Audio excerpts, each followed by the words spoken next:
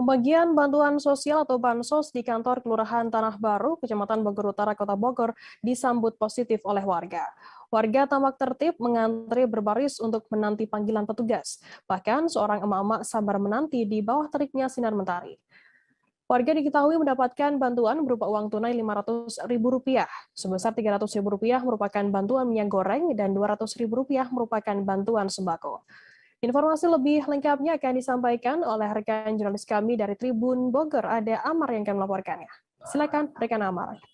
Baik, terima kasih rekan Firda. Memang sebelumnya pada hari Selasa tanggal 19 April 2022 itu ada pembagian bantuan tunai dari pemerintah, tepatnya di Kelurahan Tanah Baru, Kecamatan Bogor Utara, Kota Bogor.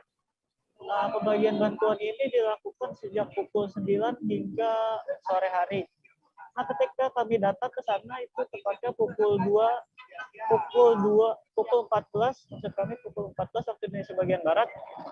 Antrian yang terjadi sangat panjang karena pada hari itu dilakukan serentak dari seluruh RW yang terdiri dari 11 RW di Kelurahan Tanah Baru dengan total jumlah penerima yaitu 1.171. Hal itu diungkapkan oleh Lurah Tanah Baru, Uwais Setiawan kepada Tribun Newsroom. Nah, di bawah terik matahari, para penerima bantuan ini tetap bertahan dengan berbagai cara, yaitu ada yang membawa payung, kemudian ada juga yang menggunakan plastik sebagai penutup kepala untuk menghindari teriknya matahari.